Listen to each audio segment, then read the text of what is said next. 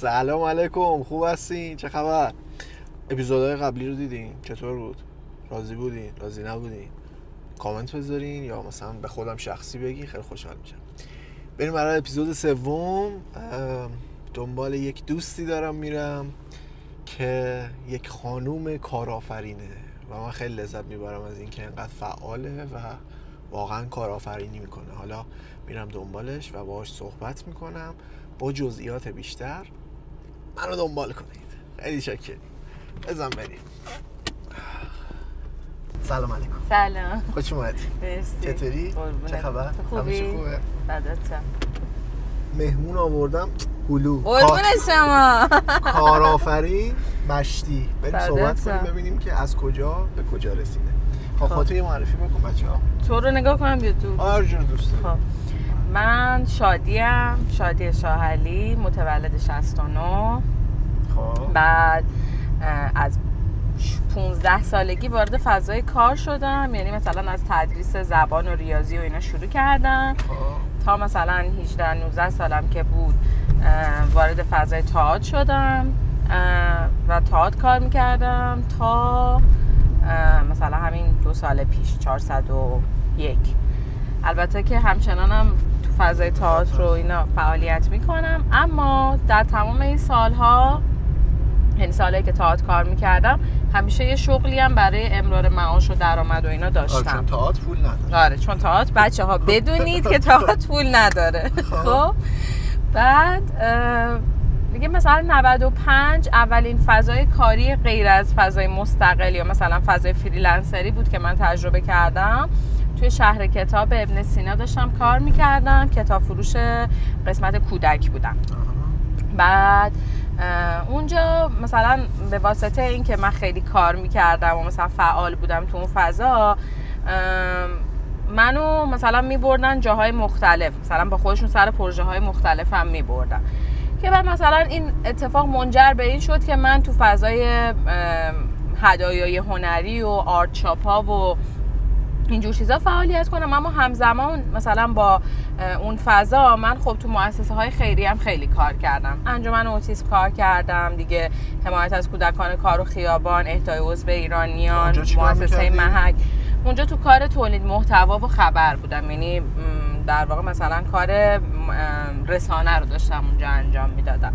علاقه‌مندیم بود همیشه و خب مثلا توش هم یه نیمچه استعدادی داشتم و رفتم مثلا اونجا شروع کردم کار کردم. هی مثلا آن و آف میشد، یه ذره تئاتر کار میکردم، یه ذره تو فضای خیریه بودم، بعد میومدم تو فضای آرت شاپ. توی این 3 تا فضا من در حال گردش بودم. بعد اون خیریه پول داشت واسه کار، مثلا بعضیاشو داوطلبانه میرفتم ولی یه جاهای دیگه جذبم میکردن، یعنی به عنوان کارمند میرفتم. ولی خب بازم بچه‌ها بدونید که حقوق مؤسسه خیریه فقط برای اینه که گذران زندگی بکنین، یعنی اصلا پول زیادی نیست. حتی مؤسسه محک هم مثلا اونقدی حقوق ما زیاد نبود. بعد ولی خب من راضی بودم. من کلا این فضا رو خیلی دوست دارم و کلا هم خیلی به طور مستقل مثلا برای بلوچستان فعالیت کردم. چندین نمایشنامه‌خوانی گذاشتم برای مثلا یه هدفی، ولی خب مثلا خیریه بوده اون هدف دیگه. خب اما حالا دور نشیم از این فضا، از فضای آرت شاپ و اینا. من همیشه تو ذهنم این بود که مثلا پلنی که همیشه تو ذهنم داشتم این بود که من چون خودم مثلا کار دستیم اونقدر خوب نیست ولی خیلی علاقه‌مندم، یعنی مثلا به آثار هنری و هندیکرافت خیلی علاقه‌مندم. مثلا دوست داشتم کسایی که این کارو بلدن بکنن و من توی یه فضایی جمع بکنم و کاراشون رو من واسطه فروش اونا به مشتری باشم. خب به زدن سایت فکر میکردم خیلی، یا مثلا به اینکه از یه کسب و کار خیلی کوچیک شروع کنم، تا من سال 402 وارد یه شرکتی شدم که درآمد خیلی عالی بود. یه شرکت خصوصی بود، درآمدش خیلی عالی بود و شغل منم خیلی شغل، حالا مثلا موقعیت شغلی خیلی خوبی بود، ولی 5 ماه بیشتر اونجا دوام نیاوردم به خاطر روحیه آرتیستیک. آره دقیقاً به خاطر روحیه، با وجود این که مثلا اکثر آدمایی که اونجا بودن هم آرتیستیک بود روحیه‌شون، اما باز فضای اداری بود. یعنی این فضای اداری واقعا روح منو داغون میکرد. میفهمم. بعد یه روز با همون اندک پولی که از اون شغلم جمع کرده بودم تصمیم گرفتم که آرچاپ بزنم. هی به این فکر می‌کردم خدایا کجا میتونم برم این کار بکنم، من که اونقدی پول پیش ندارم، اونقدی مثلا نمیتونم اجاره بدم و اینا. تو این موقعیتی برام پیش اومد که یه کافه بود، یه اتاقم نمیتونم بهتون بگم، مثلا یه اتاق یه دیوار قدیمی داشت از این تاقچه ها، این دیوار و این دیوار، مثلا تصور کن که یه 4 دیواریه، تو مثلا یک سوم این 4 دیواری رو بگیری، اینقدر کوچیک، خیلی کوچیکاره. و من اونو شروع کردم پر کردن از مثلا هوم دکور و شم و اکسسوری و رفتم مثلا گشتم چمدونای قدیمی پیدا کردم، یه چیزی که متناسب با اون فضا باشه. خب یعنی اینجا تو خودت رفتی خرید کردی، کسی نبود که برات مثلا اینا رو بیاره که تو بخوای اون واسطه؟ حالا الان میگم. به خاطر اینکه به واسطه اینکه من تو آرچاپ ها کار کرده بودم قبلش، خب مثلا همون از ابن سینا من رفتم برج میلاد مثلا یه نمایشگاهی گذاشتیم به مدیریت آقایی که حالا بعدا بهتون میگم الان کیه. ارتباطاتت زیاد شد. آره ارتباطاتم زیاد شد و خب مثلا یه اعتمادی بین من و اون آدما به وجود اومد، ولی خب خیلی کم بودن، شاید بهت بگم این آدما کمتر از 10 نفر بودن و خب منم مجبور بودم خرید نقدی هم بکنم، اینجوری نبود که آثار اونا به صورت امانی دست من باشه.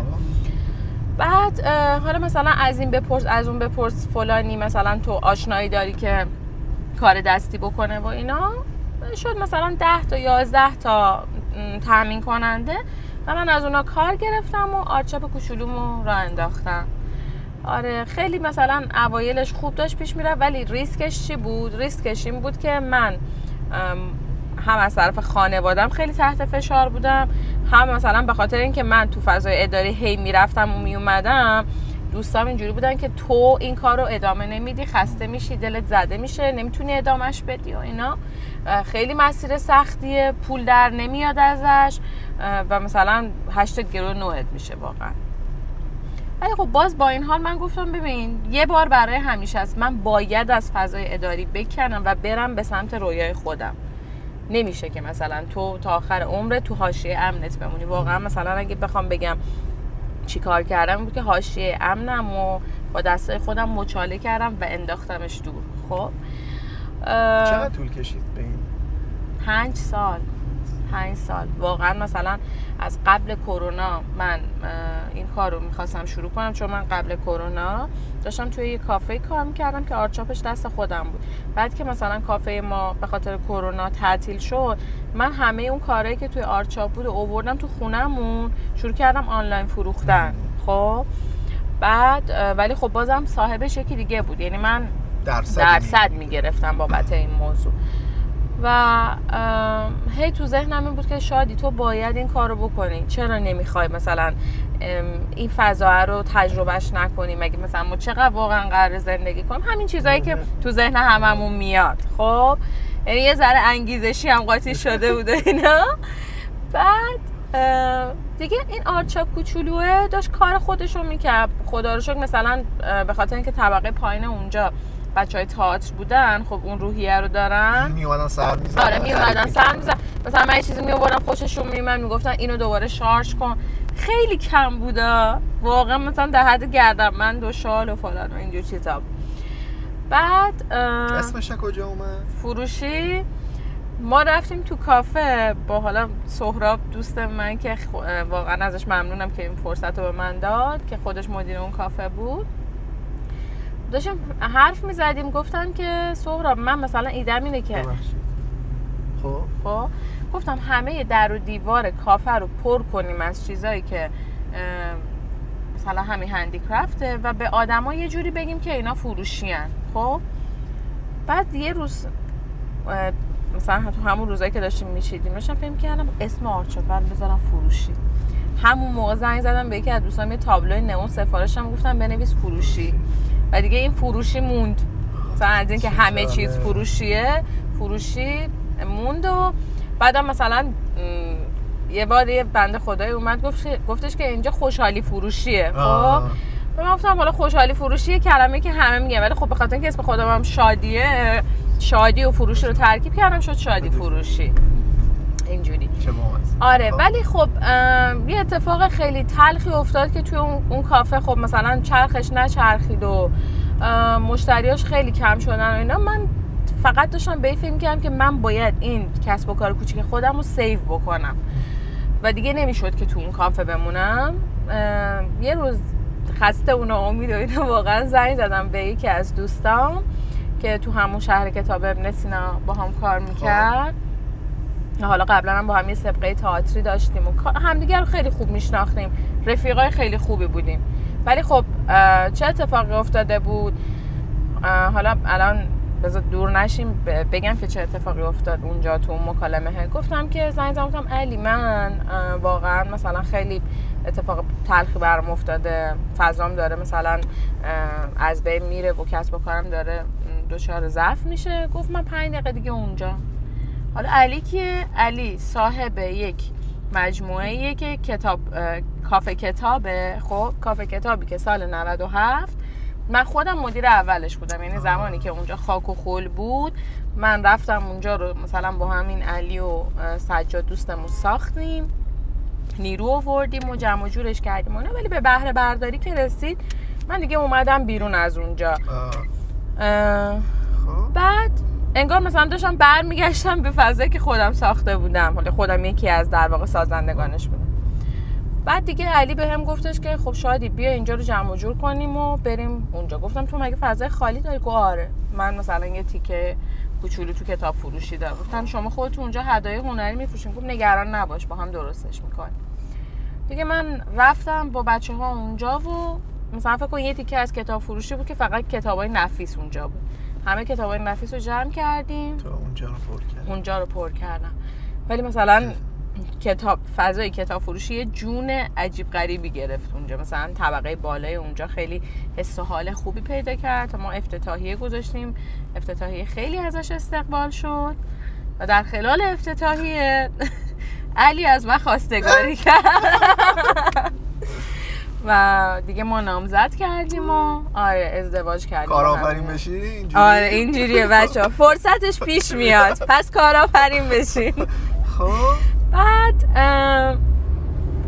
دیگه مثلا توی تایم کوتاهی که من اونجا بودم من ایده ایونت رو به مثلا علی که حالا مدیر اون مجموعه است دادم، به خاطر اینکه ما فضاهای خالی خیلی زیاد داشتیم. گفتم که ما میتونیم ایونت برگزار کنیم علاوه بر تولید کننده هایی که خودمون اینجا داریم، با تولید کننده های بیشتری آشنا بشیم و فضایی ایجاد بشه که مثلا تعامل بیشتر بشه. شاید بهت بگم مثلا من فکر میکردم چون من دفعه اولمه دارم ایونت برگزار میکنم و صفحه من مثلا 2000 تا فالوور داشت. خب گفتم من بگم ایونت 5 تا 6 نفر میان دیگه. یه دقیقه صبر کن. الان که میخوای ایونت برگزار کنیم فروشی کجاست؟ فروشی توی خیابان دکتر غریبه. آره یعنی ما از مجموعه قبلی اومدیم بیرون، اومدیم تو دکتر غریب. کافه کتاب بوکبار و من طبقه بالای کافه کتاب بوکبار فروشی رو دارم. خب الان دیگه میخوای ایونت برگزار کنی؟ آره اومدیم سراغ ایونت. بعد توی ایونت ها اتفاقی که افتاد این بود که میگم من گفتم مثلا 5-6 نفر بیشتر نمیان. فراخوانو که گذاشتم شاید بهت بگم بالغ بر 50 تا 60 تا پیام داشتم که ما میخوایم توی این ایونت شرکت بکنیم. اینو تو صفحه خودت گذاشتی یا تو صفحه فروشی گذاشتی؟ تو صفحه فروشی گذاشتم. آره یعنی همون 2000 تا کم آدمم خب اینجوری بودن که واقعا 50 تاشون اومدن گفتم ما دوست داریم توی این ایونت شرکت بکنیم. بعد ما خب تعداد میزامون رو کردیم 30 تا میز برای بچه هایی که اونجا توی این ایونت شرکت میکنن. بعد خب ما ایونت رو شروع کردیم. من گفتم الان مثلا 4 تا 5 تا مشتری عصر میاد. صبح ما در رو باز کردیم همین جوری آدم بود که میومد توی ایونت و برای من باور نکردنی بود این استقبال و این حجم از مثلا شوری که توی اون فضا وجود داشت واقعا. بعد خب ما ایونت اول رو برگزار کردیم. 30 تا تامین کننده علاوه بر تامین کننده های خود فروشی اونجا بودن. یه کامیونیکیشن خیلی جالبی اونجا اتفاق افتاد. خیلی از بچه‌ها با هم دوست شدن، لینک شدن، کارهای همدیگر شروع کردن تبلیغ کردن، با همدیگه کلابوریت دادن، کارهای متفاوت‌تر شروع کردن تولید کردن. و خب وقتی من دیدم این جریان داره نتیجه میده به مناسبت‌های مختلف مثلا آره مثلا اون آبان بود اسمشو گذاشتیم آبانا و تو آذر ماه برای یلدا گذاشتیم تا یلدا. دوباره مثلا دیدیم اتفاق ویژه‌ای نیفتاده تو بهمن دیدیم ولنتاین هست رومئو و جولیت رو برگزار کردیم و توی اسفند بوی کاغذ رنگی بود که برای عید. آره برای عید، ولی خب من دیگه 3 روز برگزار نمی‌کردم، 12 روز برگزار کردم. آره شاخ شده بودی. آره ببین توی عید دم عید 96 تا گروه من اونجا گنجوندم، یعنی 3 تا 30 تا گروه تقریبا 3 تا بیشتر از 30 تا دیگه شدن 96 تا گروه. اجازه بدید من سوال الان برام پیش اومده. اکثر برندایی که می اومدن خانم بودن؟ اکثرشون خانم بودن، 90%شون خانم بودن. خب تو چه جوری میتونی با مثلا 30 تا خانم برخورد بکنی، یه جوری رفتار بکنی که همشون راضی باشن؟ چون از دوستای منم بودن که اونجا تو در واقع ازشون میزبانی کردی، میگفتن شادی خیلی خوش اخلاقه، هرچی میگی مثلا گوش میده، کمک میکنه، اذیت نمیکنه. مثلا بعضی جاها ایونت برگزار میکردن قول میدادن که فلان اینفلوئنسر میاد با مثلا چه میدونم 1 میلیون فالوور، بعد که 2 روز میگذشت میگفتیم آقا چی شد بلاگر مثلا نیومد، اینفلوئنسر نیومد، میگم نشده، یعنی میزد زیر قولش. ولی تو هر قولی که میدادی به اون بچه‌ها که مثلا میگفتی فلانی میاد فلانی میاد، میآوردیشون هر جور شده. حالا مثلا یکی دو تاشو من خودم در جریانم، تو چه جوری خفتشون کردی واقعا خفتشون کردی و آوردیشون، ولی آوردی. ما ببینم این روحیه‌ای که تو داری که میتونی هم، چون واقعا بدون تعارف با خانوما کار کردن یه مقدار سخته، یعنی توقع ازت دارن و تو حتما باید اون توقع رو انجام بدی و مثلا شاید آقایون یه ذره راحت تر بگیرن ولی خانوما انقدر راحت نمیگیرن داستان. این از کجا میاد؟ چه جوریه؟ این از تجربه‌ایه که تو طی این سالها داشتی یا نه اصلا کلا چیز دیگه؟ ببین حالا یه چیز جالب بهت بگم، من اولین تئاتری که کارگردانی کردم همه بازیگراش دختر بودن. خب شاید اگه بخوایم خیلی کلی و مثلا عمومی بهش نگاه کنیم از روی فروردینی بودنم میاد، به خاطر اینکه مثلا من از بچگی این شکلی بودم که مدیریت کنم همه چیزو. خب در خونته؟ آره تو خونمه واقعا مدیریت کردن. یا حتی مثلا میگم توی اون شغل قبلیم هم که من خیلی درآمدم خوب بود، من کوردینیتور بودم، مدیر هماهنگی بین مثلا شاید بهت بگم 5 تا شرکت بودم با یه عالمه کارمند که همه اون کارمندا کارهایی که میخواستن رو به من میگفتن. خب بعد اتفاقی که میفته توی ایونت ها، ببین خب اون تامین کننده‌ای که میاد با یک انرژی میاد که من میخوام بفروشم و از اینجا بیام بیرون، من میخوام میزمو خالی کنم از اینجا بیام بیرون. شاید کیفیت کار یکی خیلی عالی باشه و قطعا بفروشه، شاید کیفیت کار یکی اونقدر بالا نباشه و اصلا اول راهش باشه. منم در فروشی رو به روی کسایی که شروع کارشون بود به هیچ وجه نبستم. یعنی مثلا تامین کننده اومده پیش من با 30 تا فالوور، تامین کننده اومده با 100 کی فالوور. خب من تفاوتی بین اینا قائل نمیشم. چرا؟ به خاطر اینکه میگم بذار اونی که مثلا 30 تا فالوور داره بیاد ببینه اونی که 100 کی فالوور داره چجوری به این مسیر رسیده. خب یعنی بازم باید یه هماهنگی بین اینا، یه هارمونی بین این آدم‌ها ایجاد بکنم. بعد کلا هم مثلا نمیفهمم که تو برای چی باید قول بدی به قولت عمل نکنی. کلا این موضوع رو نمیفهمم، یا اصلا من نمیگم که این کارو میکنم یا اگر میگم انجامش میدم هر جور شده. مثلا ایونت فکر کنم رومئو و جولیت بود یا تا یلدا یادم نیست که یکی از بلاگرای معروف رو گفتیم اومد. خب شبش من دیدم که ورودی ایونت من شبیه ورودی ایونت قبلی نیست، یعنی آدمایی که می اومدن اونجا. بعد نشستم فکر کردم، گفتم ببین تو فقط 24 ساعت مثلا 2 تا 24 ساعت دیگه وقت داری، یا اینا راضی از اینجا میرن بیرون یا اینکه ایونت دیگه هیچ وقت نمیاد و اصلا میرن بدگویی تو رو میکنن. چون تو باید حواست به بیزنست باشه، هم فقط بفروشیم بریم که نیستش که. تو اولین چیز رضایت مشتری توه. خب زنگ زدم شب، گفتم که به مدیر برنامه‌اش گفتم آقای فلانی میاد و اینا. گفت ببین خیلی برنامه. گفتم ببین بهش بگو که یک سری خانم تولید کنندن اینجا و واقعا نیاز به حمایت دارن. خب بعد اون آدم صبح خسته بود، یعنی چشاش باز نمیشد. گفت به خدا الان از اینجا باید برم مثلا یه کافه دیگه، ولی اومد، دمش هم گرم که اومد. حالا تا یه حدی تونست یه کاری بکنه برای ما، نیتش هم واقعا خیر بود. خب یعنی جدای از بحث مالیش برای ما خب نیتش هم خیر بود. ولی اینکه اینو بهت بگم که ببین تو وقتی میخوای یه بیزنسی رو راه بندازی، من خدا بیامرز پدر بزرگم کارش تجارت فرش بوده. خب الان مثلا تو بری تو لبنان، با اینکه پدر بزرگم توی لبنان فرش فروش بود، مثلا بری اونجا هنوز که هنوزه مثلا مغازه حاج محمد شاهری رو میشناسن آدم خوشنامی بود. بعد خب تو بالاخره از اجداد یه چیزی از اونا میگیری. آره واقعا تو دی ان ای هم به قول تو بود. بعد یه چیزی بهت بگم، من تو بچگیم همیشه وقتی بهم میگفتن دوست داری چی کاره بشی، میگفتم من دوست دارم، حالا اون موقع نمیدونستم بیزنس وومن هم وجود داره، میگفتم من دوست دارم بیزنسمنی بشم که کار هنری هم میکنه. و واقعا شاید مثلا ببین تو 35 سالگی این اتفاق افتاد، ولی اتفاقا رو بالاخره هر جوری بود رقمش زدم. حالا نمیگم من آنچنان بیزنس عجیب غریبی میکنم، ولی در دنیای بیزنس بالاخره اومدم یه قدم برداشتم. واقعا کردی. خب آرت شاپ تو واقعا معروف الان و آدما میان که اونجا ببینن، خرید کنن و مطمئنن که محصولات خوبی هست و احتمال 99% دست خالی اونجا بیرون نمیرن. آره خدا رو شکر. آره این هستش در تو. دیگه داری چی کار میکنی اونجا؟ یه کارهای تئاتری و اینا هم داری؟ آره ببین حالا چون آدمایی که شاید این برنامه رو میبینن تصوری از اونجا نداشته باشن، شاید هم اومده باشن دیده باشن، نمیدونم. اما ما طبقه بالای کافمون که کتاب فروشیه، یه خونه قدیمی بوده که ما دور تا دور اون خونه قدیمی رو فکر کن در و دیوارش رو تبدیل به آرت شاپ و کتاب فروشی کردیم و خب یک سری فضاهای خالی اونجا وجود داره.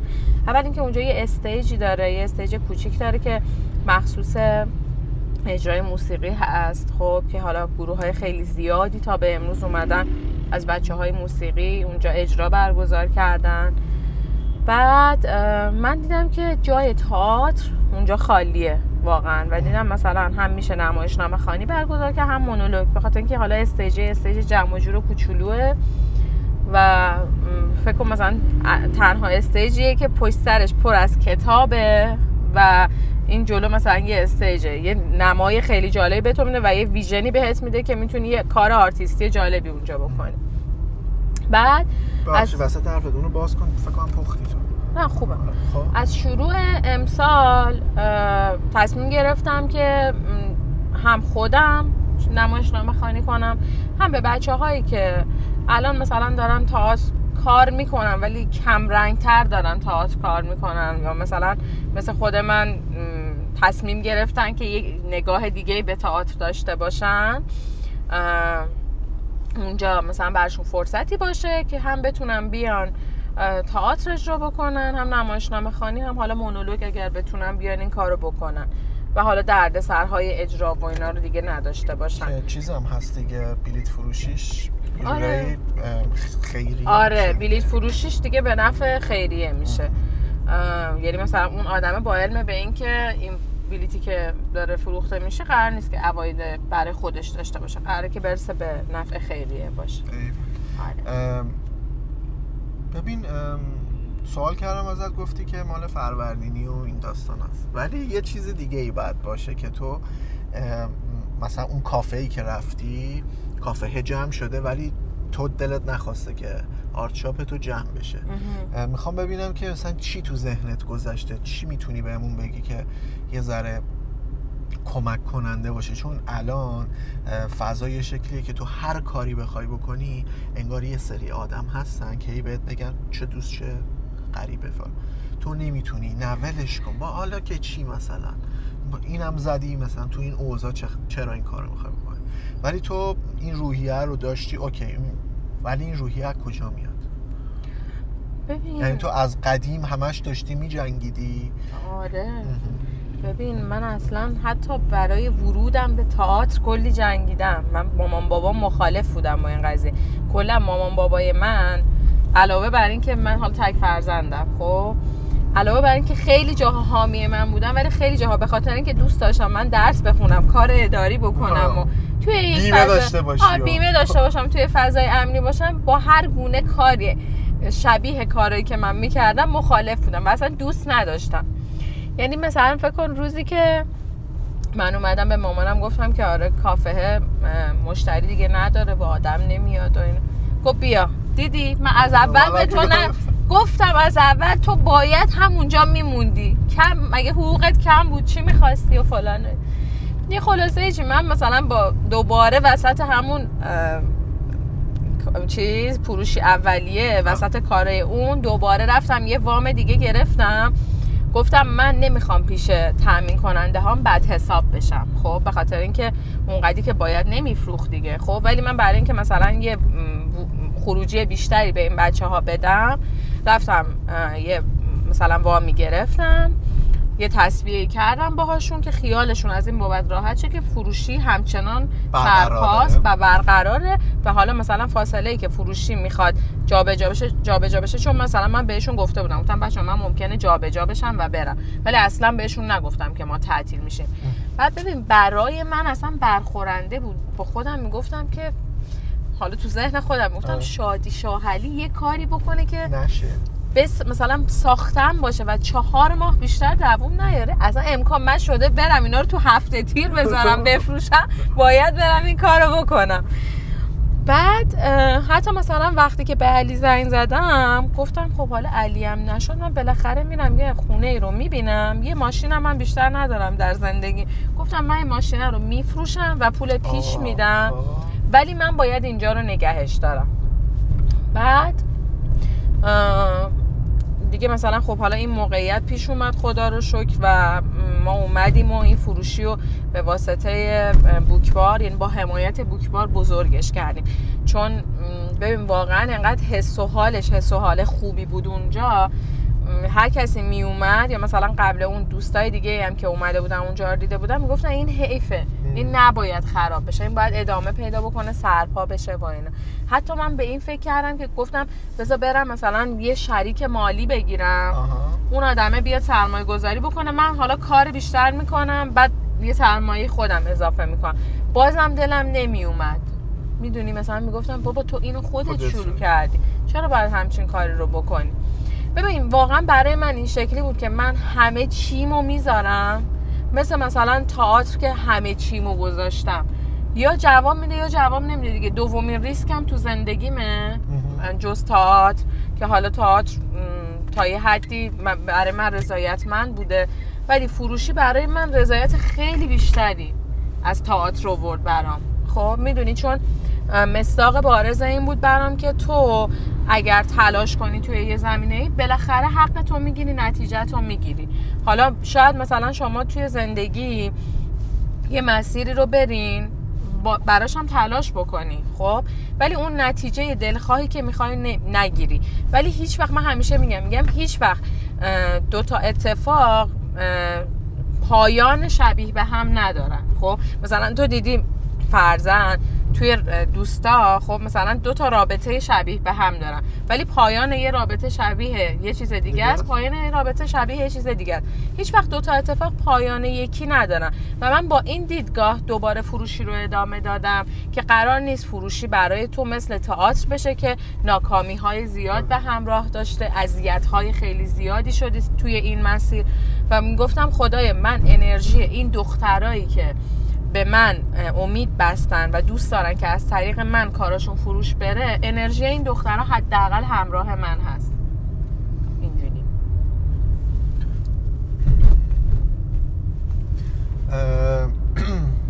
پس تو نظرت اینه که یعنی من اون چیزی که دارم فکر میکنم از حرفات در واقع برداشت میکنم اینه که تو اگر تلاشتو بکنی، تمام تلاشتو بکنی، شانس هم کمکت میکنه.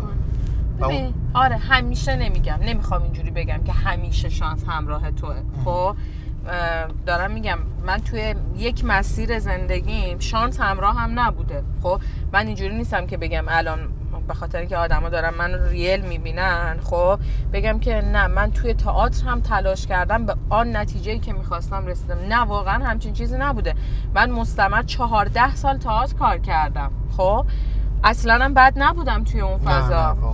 مثلا شاگرد کم آدمی نبودم، شاگرد حمید سمندریان بودم، شاگرد پیام دهکردی بودم، اونا ازم رضایت داشتن به عنوان مثلا شاگردشون. ولی اون نتیجه دلخواهی که میخواستم نرسیدم. حالا به 1001 دلیل که من مثلا مش نمونه خروارم، فقط من نبودم که خیلی از بچه‌ها این اتفاق براشون نیفتاده.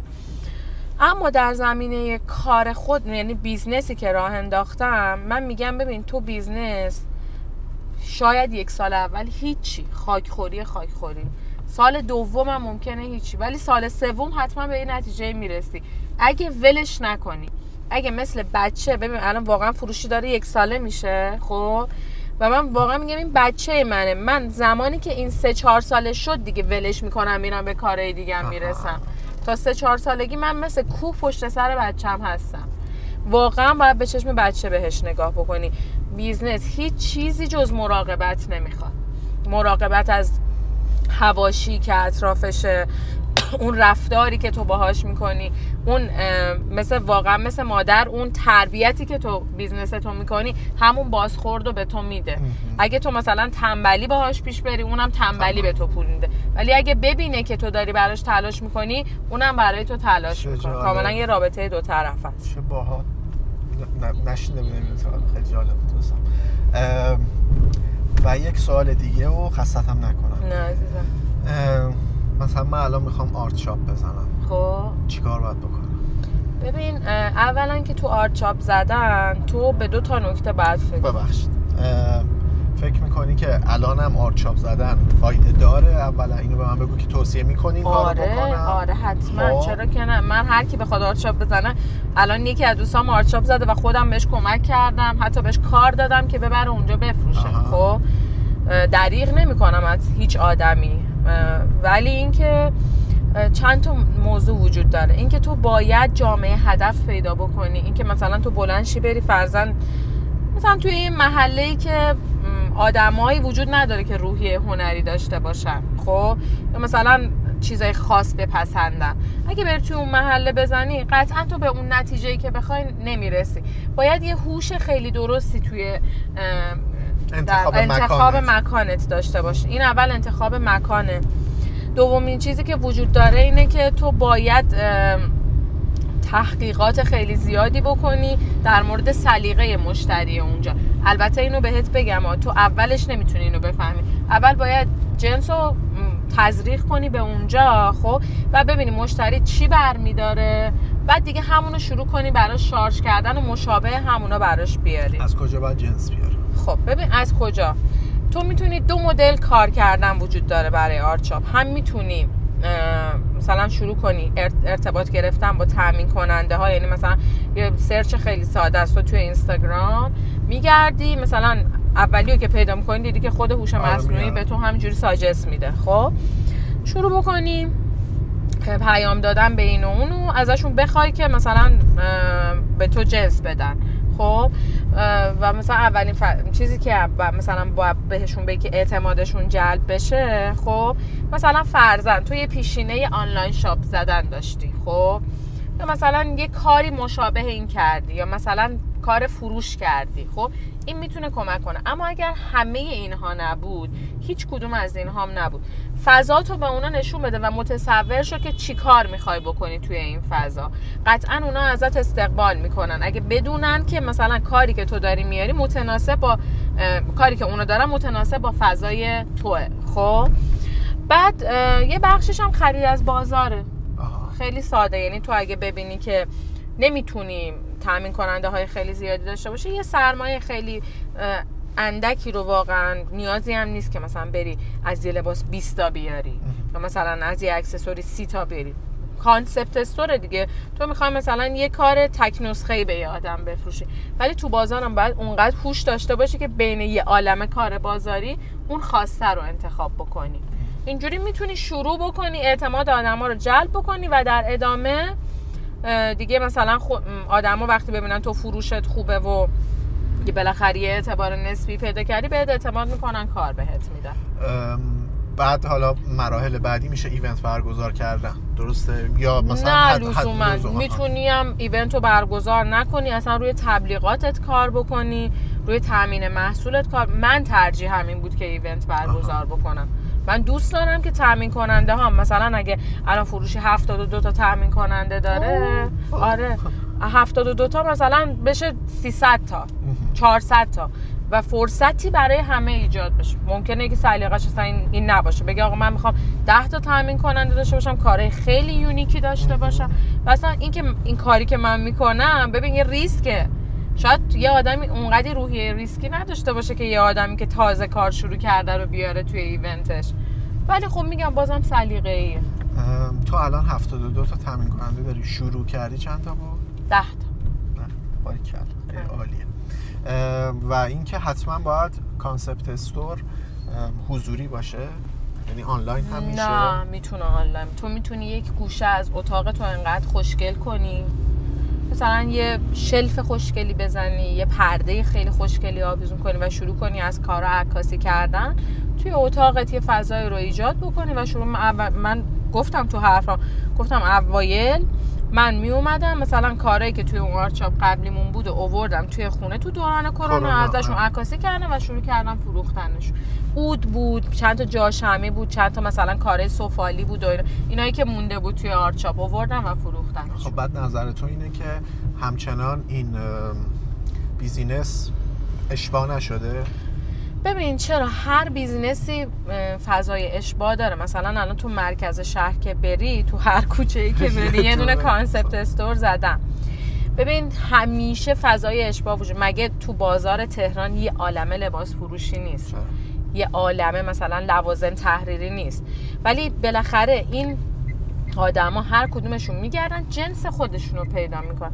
که تو فضای کار باید انقدر باهوش باشی که یه تمایزی ایجاد بکنی که مثلا کانسپت استور تو با کانسپت استور مثلا فلان توی فلان محله که خیلی هم معروفه یه تفاوتی ایجاد بکنی. ممکنه خیلی جنس شبیه به هم داشته باشین، اما تو توی فضا، توی چیزی که به مشتری ارائه میدی، توی رفتارت با مشتری، توی چیزای خیلی کوچیک، نقاط خیلی کوچیک یه تفاوتی رو بتونی ایجاد بکنی. این باهوش بودنه که تو داری میگی خب یه بخشش ذاتیه، یه بخشش هم تو کار به دست میاد دیگه، درسته؟ یعنی تو موقعی که خرید میکنی بعد مثلا میبینی این رفت این نرفت، بعد اونجا گوشت به کار میاد. باید ببین برای کانسپت استور همیشه میگم IQ بالا نیاز نیست، EQ بالا نیازه. تو باید خیلی خوب آدما رو بشناسی، چون تو مستقیم توی فروش با آدم‌ها و با روحیات اونا سر و کار داری و باید بفهمی که اون آدم الان دلش چی میخواد. ببین من الان خودم دیگه فروشندگی نمیتونم بکنم به خاطر اینکه تمرکزم رو گذاشتم روی حالا مثلا تامین و همین ایونت هایی که برگزار میکنم و سوشال مدیا و فروشنده هم 2 تا دختر خیلی خوب هستن که من خودم خیلی ازشون راضیم. اما اینکه زمانی که فروشنده بودم می اومدم مثلا یه دفعه میگم 1 رو 20 دقیقه است دارم با مشتری حرف میزنم، خستم نمیشدم از این کار، دوست داشتم این کار. من سوالام تموم شد. چیزی بوده که میخواستی بگی و نگفتی؟ راجبش صحبت نکردی؟ نه تقریبا راجب همه چی صحبت کردیم ما هم دیگه. و در مورد پشت کارم باز دوباره تاکید میکنم که من میفهمم که من هر چی بگم باز ممکنه کسی که این ویدیو رو داره میبینه بگه بابا اینم مثلا از روی شکم سیری داره، بابا اینم مثلا یه حمایتی داشته. ببین من حداقلش اگر در میانه راه هم یه حمایتی داشتم خب، اما در ابتدای راه هم واقعا هیچ حامی نداشتم، واقعا. یعنی خودم بودم و خودم و موبایلم، همین. ما 2 نفر بودیم که داشتیم کار میکردیم با هم دیگه. یه چیز رو تو وجودمون باید در بیاریم از خودمون، قلبمونه، مغزمونه، هرچی خب، و روی اون انقدر کار کنیم و ازش مراقبت کنیم و بهش تغذیه خوراک بدیم که اون برامون کار بکنه. مثلا یکی رو میبینیم معادلات ریاضیش خیلی خوبه برای کانسپت استور زدن میگم خب، میتونه مثلا توی حساب کتابه بدونه که اونقدر دقیقه و روی اون شروع کنه کار کردن خب. مثلا من میدونستم که من سوشال مدیام خوبه خب، و با همون 1000 تا 2000 تا آدم تونستم فالوور فروشی رو الان به 10K برسونم تقریبا. خب و میگم روی استعدادهای خودمون رو واقعا باید جدی بگیریم و ناامید نشیم هم. نه ممکنه واقعا تو مسیرم ناامید بشیم، اصلا اینجوری نیستش که غم وجود نداشته باشه، همیشه انرژی مثبت باشه، همیشه حالمون خوب باشه، مثلا کلا از این صحبت خوشم نمیاد. اما اینکه پشت کار داشتن توی هر مسیری میتونه حداقل به تو حال خوبی بده و تو رو پشیمون نکنه. یعنی پشیمون نشی از کاری که کردی، میگه آقا من حداقلش اینه که تلاشمو کردم دیگه مثلا کسی نمیتونه قضاوتم بکنه که این که بابا همینجوری ول کرده بود داشت خودش همینجوری میرفت جلو. چون ببین مثلا زمانی که کافه ما کافه و آرت چاپ اولیه داشت پیش میرفت، من اون کسی بودم که آرت چاپ رو ادامه دادم، دوست من اون کسی بود که کافه‌شو ول کرد، در صورتی که اون کافه میتونست واقعا پا بگیره و ادامه بده حیات خودشو. ولی خب حالا اون یه مسیر دیگه رو انتخاب کرد. ولی اینکه من از مسیری که انتخاب کردم پشیمون نیستم و اصلا هم ناراحت نیستم از اینکه توی یه مسیر دیگه اون قدمی که باید و نداشتم که برداشتم و اتفاق نیفتاد. خب ولی توی این مسیره اون رضایت نسبی رو تو کمترین زمان ممکن به دست آوردم. خیلی باحالی. قربونت برم. خیلی خوشحالم که انقدر پیشرفت کردی و اینا. فدات شم. صحبت دیگه ای؟ نه عزیزم. مرسی از تو که منو قابل دونستی و اومدی با هم مصاحبه کردی و این گپ بینمون اتفاق افتاد. برای من خیلی خوشایند. خیلی چاکرم. امیدوارم تو هم تو مسیری که داری به اون چیزی که میخوای برسی. ممنونم ازت. ویدیو رو دیدین کامنت بذارین، لایک کنین، سابسکرایب کنین و اگه دوست داشتین به دوستاتون معرفی کنین. ببین خیلی این بچه کارش درسته ها، واقعا ضرر نمیکنه اگه این کارو بکنین. چاکریم. تا ویدیو بعد.